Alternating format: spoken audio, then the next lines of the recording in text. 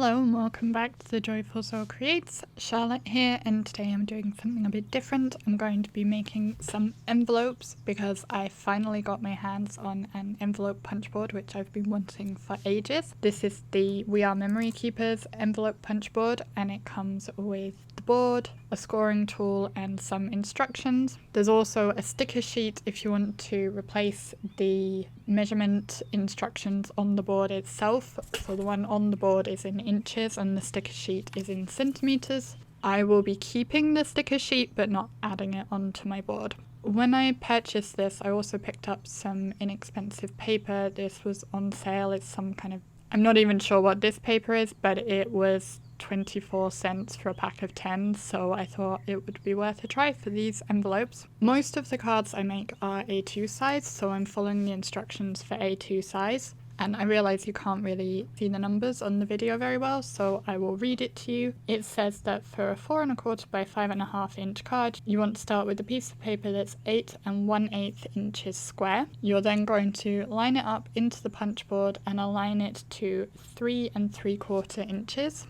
You need to punch with the big tealy coloured button in the middle and score down the edge, and then rotate 90 degrees, line up the line with the score guide and punch again and score again, and you keep doing that until you've scored all 4 edges, which doesn't take very long at all. It's pretty straightforward to do, and this is what you will end up with. Next, you can use the back side of the punch to round the corners of the flaps of the envelope, which again doesn't take very long at all.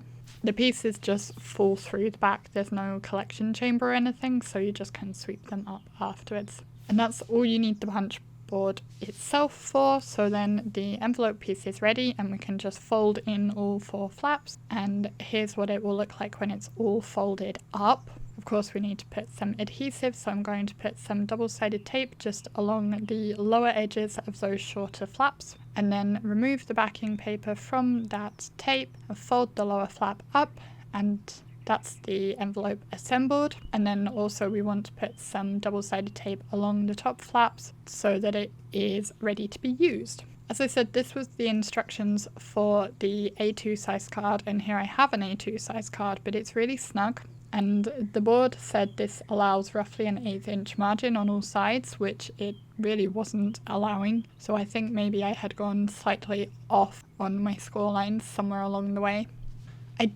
Whilst I was waiting for my scoreboard to arrive, I came across this box/envelope calculator app, which is designed for helping with the punch board. And you can enter in the dimensions of the card you have, whether it's a flat card, a dimensional card, or if you want to make a box. And it will calculate for you what size paper you need and where you need to punch.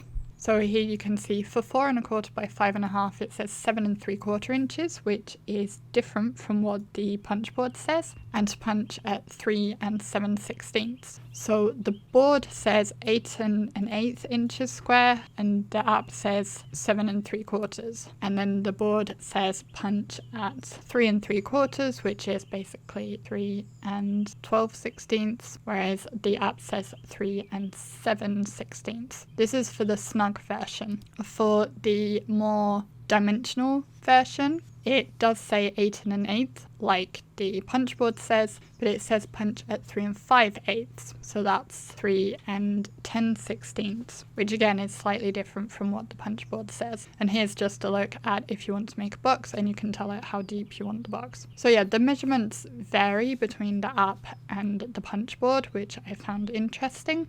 And I think really what you're going to want to do is just work with what you have and experiment and see what you find works best for you, because there is always going to be a margin of error with your trimmer. Your cards may have a slight margin of error in the sizings, and of course there's a margin of error in the lining up and doing the scoring on the envelope anyway, so it's not going to be perfect. For this second attempt, I'm using some decorative paper from my stash that I bought in a pad very early on in my crafting career, and I don't really use pattern papers all that much, especially not busy ones like these, so I thought it would be perfect for making an envelope.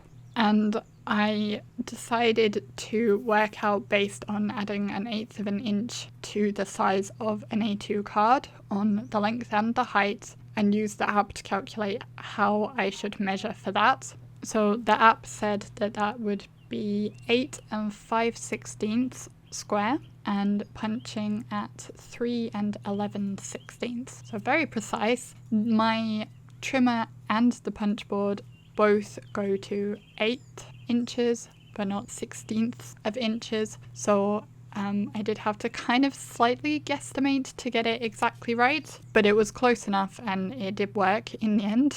A bit tricky if your measurements don't actually go as exact as the app calls for. Anyway, once I had scored and punched all the way around, following the same way I'd done with the white one, I rounded the flaps. And then, as you can see here, it is quite a different size from the original one I made. Then I will fold the pieces in as before. I start with the shorter edges, then fold up the bottom. I will add my tape onto the shorter flaps so that I could adhere that bottom flap up onto them. When I was making the rest of the envelopes that I did today, because I actually spent pretty much my whole day making envelopes, I discovered that basically you need about 3 inches of tape to go along those 2 flaps. So here you can see this works really nicely for both of the sizes of cards, but I did think it was maybe a little bit too big this time. So I went very slightly smaller for my subsequent envelopes. I cut the paper size to 8 1/4 rather than 8 5/16, so that's literally just 1/16 less. And that's still being punched at 3 11/16, which is roughly 9.4 centimeters. And I did end up actually putting a piece of tape on my punch board to help me make sure I could get that lined up. And basically I went through the paper pads that I had got with those decorative papers in and just pulled out all the ones that I thought would be fun to work with for this. So I have dots and stripes and one with cats, which might be my favourite, and a kind of floral design, and there's one with birds as well. Basically anything that's not directional, because if it needs to be going straight up and down, I was not able to do it with the size of paper this was, because these are A4 papers, and yeah, I couldn't cut it in the correct angle to get that to work. But with a bigger size paper, you probably would be able to do that. Anyway, that's all the envelopes I made today that I spent my whole day on.